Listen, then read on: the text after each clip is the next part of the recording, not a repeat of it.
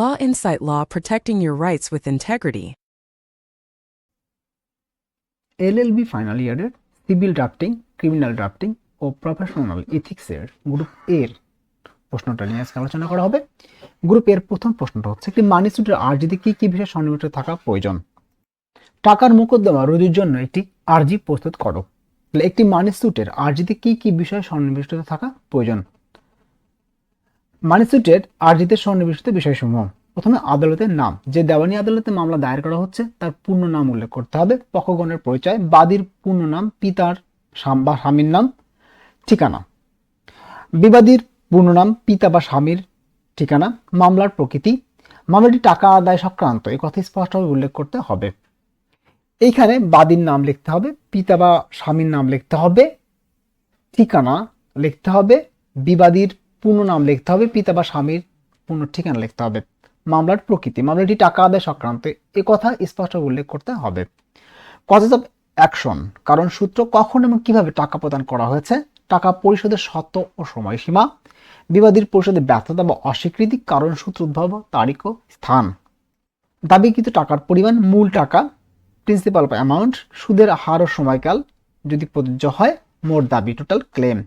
এখতিয়ার, ভৌগোলিক এখতিয়ার, আর্থিক এখতিয়ার উল্লেখ করতে হবে কেন সংশ্লিষ্ট আদালতে এখতিয়ার প্রযোজ্য।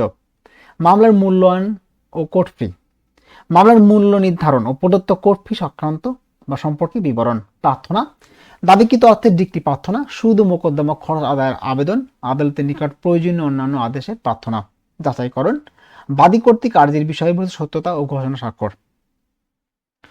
অতএব একটি মানি সুটের আর্জিতে উপরোক্ত বিষয়সমূহ সন্নিবেশিত থাকা আইনগতভাবে আবশ্যক। সঠিকভাবে এসব উপাদান উল্লেখ না থাকলে আর্জিতে ত্রুটিপূর্ণ হতে পারে এবং আদালতে তা সংশোধনের নির্দেশ দিতে পারেন। টাকার মোকদ্দমায় রুজুর জন্য একটি আর্জি প্রস্তুত করো। দেওয়ানি আদালত লিখতে হবে যে মোকাম দেওয়ানি আদালত, কোন দেওয়ানি আদালত তার নাম লিখতে হবে। মানি সুট নং মামলা 2026, এই হাইপেনের আগে কত নাম্বার মামলা সেটা লিখতে হবে। বাদীর পূর্ণ নাম থাকতে হবে, পিতার নাম থাকতে হবে, পেশা কি তা লিখতে হবে, ঠিকানা থাকতে হবে, ঠিকানা কার ঠিকানা, বাদীর ঠিকানা থাকতে হবে, গ্রাম থাকতে হবে, ডাকঘর থাকতে হবে, থানা, জেলা। এবার বনাম, বিবাদীর নাম থাকতে হবে, বিবাদীর নাম, পিতার নাম, পেশা ব্যবসা, ঠিকানা গ্রাম, ডাকঘর, থানা, জেলা। বিবাদীর নাম পূর্ণাঙ্গ আকারে লিখতে হবে, যেটা মনে হয় যেটা ভালো একটা নাম লিখে দিবেন। আর বাদীর একটা পূর্ণাঙ্গ নাম লিখে দিবেন, বিবাদীরও পূর্ণাঙ্গ নাম লিখতে হবে, পিতার নাম কাল্পনিকভাবে একটা লিখে দিলে হবে, ঠিকানা কাল্পনিকভাবে, থানা, ডাকঘর, গ্রাম লিখলে হবে। বিষয়, টাকা আদায়ের মোকদ্দমা। মহামান্য আদালতের নিকট বাদীর বিনতি নিবেদন এই যে: 1. বাদী ও বিবাদী পরস্পর পরিচিত এবং ব্যবসায়িক সম্পর্কযুক্ত। 1/2/2025 তারিখে বিবাদী তার ব্যবসায়ের প্রয়োজনে বাদীর নিকট হতে নগদ 5 লক্ষ টাকা ধার গ্রহণ করেন এবং 6 মাসের মধ্যে 10% বার্ষিক সুদ সহ পরিশোধের অঙ্গীকার করেন।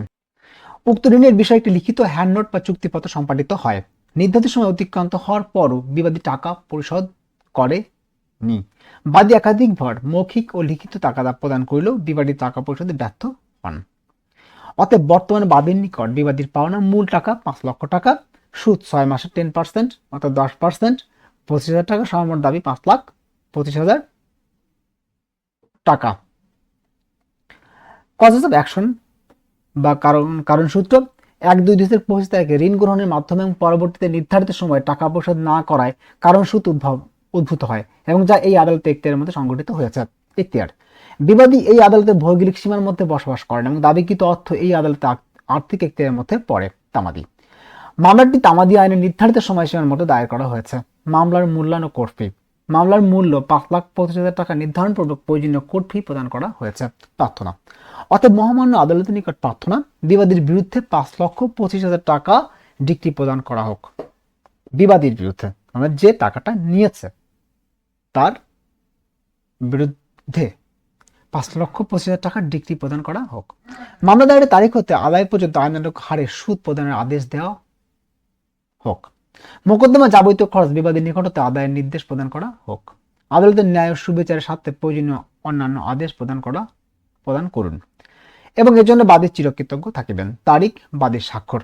যাচাইকরণ: বা সত্যপাঠ আমি মোহাম্মদ রফিকুল ইসলাম এই মর্মে ঘোষণা করিতেছি যে উপযুক্ত আর্জির বিষয়বস্তু আমার জ্ঞান বিশ্বাস অনুযায়ী সত্য সঠিক। এখানে আমি নামটা উল্লেখ করে দিয়েছি, কারণ এটা এরকম একটা নাম থাকবে, তারিখ ও স্বাক্ষর। এই ছিল প্রথম প্রশ্নটা। এই প্রশ্নটা এইভাবে লিখলে হবে, খুবই ছোট প্রশ্ন, 10 মার্কের প্রশ্ন। এভাবে লিখলে আপনারা পূর্ণাঙ্গ মার্কটা পেয়ে যাবেন। ধন্যবাদ সবাইকে, সবাই ভালো থাকবেন।